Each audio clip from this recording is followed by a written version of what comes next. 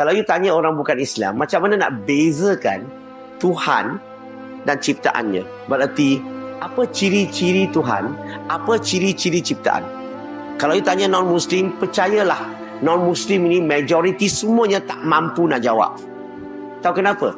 Sebab agama mereka tak ajar kenal Tuhan. Agama mereka ajar sembah Tuhan buat baik. Islam bukan sembah Tuhan dulu.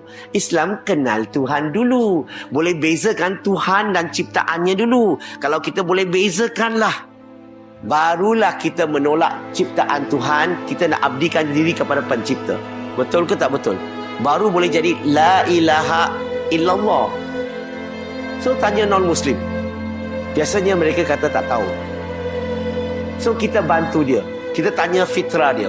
Sebab Tuhan, Allah Subhanahu Wa Taala telah tanam dalam setiap diri manusia, dalam hati manusia. Tak tahulah hati ke diri ke, tak kisahlah. Allah telah tanam sesuatu dalam diri manusia. Setiap manusia, fitrahnya boleh kenal Tuhan. Takkanlah Tuhan cipta kita, Tuhan tidak program kita untuk boleh kenal dia.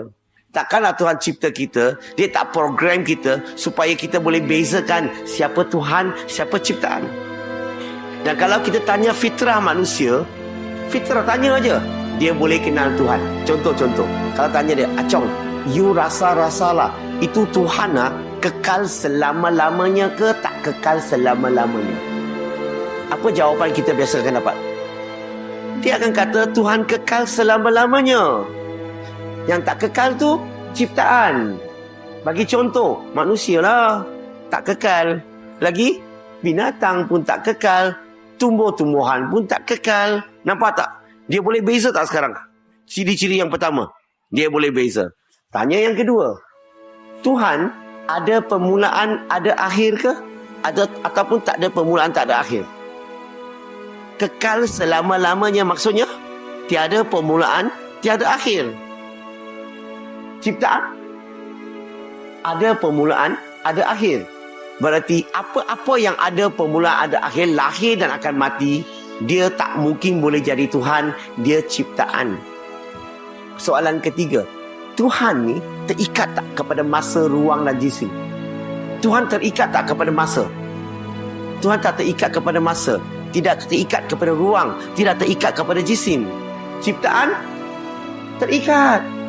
Kita semua terikat kepada masa, ruang dan jisim. Betul ke tak betul? Sebab itulah kita semua ni bukan Tuhan. Apa yang terikat kepada masa, ruang dan jisim? Ciptaan. Tuhan bergantung tak kepada apa-apa? Tanya dia, Tuhan perlu tak matahari, udara, makan minum untuk hidup? Dia akan kata tak perlu. Ciptaan? Perlu. Last, Tuhan perlu rehat dan tidur? Dia kata tak. Ciptaan? Perlu. Okey, sekarang ni kita ulang balik. Kekal selama-lamanya Tuhan. Tiada permulaan, tiada akhir, tidak terikat kepada masa, ruang dan jisim, tidak bergantung kepada apa-apa dan tidak rehat dan tidur. Ciptaannya sebaliknya. Kalau dia boleh jawab begini, sebenarnya fitrah dia sudah kenal Tuhan. Ciri-ciri Tuhan. Tapi dalam masyarakat kita ni ada macam-macam Tuhan orang sembah kan? Boleh tak you bagi saya satu nama, satu Tuhan yang orang sembah, yang ada 5 ciri-ciri ini? Kekal selama-lamanya, tiada permulaan, tiada akhir, tidak terikat kepada masa, ruang dan jisim, tidak bergantung kepada apa-apa dan tidak rehat dan tidur. Biasanya jawapan dapat apa? Mereka akan kata tak ada. Tak ada? Semua Tuhan dalam pasaran dia cakap tak ada. Maksudnya apa? Maksudnya dia surah lafaz la ilaha. Dia surah lafaz la ilaha.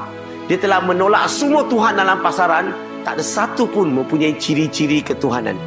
Sebab dia tak boleh bagi satu nama pun.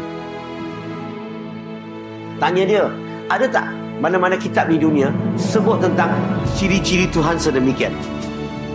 Dia akan kata tak tahu atau tak ada.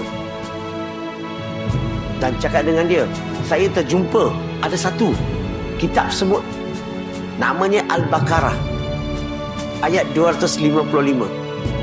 Dan kita boleh baca surah Al-Baqarah tu bagi dia. Ayat 255, ayat tu kursi. Dan kalau dia baca ayat itu, dia akan terkejut sebab apa? 5 ciri-ciri tadi itu ada dalam ayat itu. Dan tanya dia, macam mana ini kitab boleh ada ciri-ciri Tuhan yang sebenar di sini? Kalau bukan datang daripada pencipta, mana mungkin boleh ada dalam kitab ini? Kenapa tak ada dalam kitab-kitab agama lain? Ada kemungkinan tak kitab ni datang daripada Tuhan sekarang? Kalau dia boleh terima ciri-ciri ini, sebenarnya fitrah dia telah la ilaha illallah. Apa-apa dalam alam ini la ilaha illallah, melainkan yang mempunyai ciri-ciri ketuhanan saja. Nampak tak? Akidah kita jelas tak? Akidah kita bukan sekadar percaya, tapi kita boleh terangkan dan boleh buktikan siapa yang layak disembah. Sebab kita tahu ciri-ciri Tuhan tiada pada ciptaannya. Setuju tak? So, nak sampaikan dakwah, bincang macam ni saja.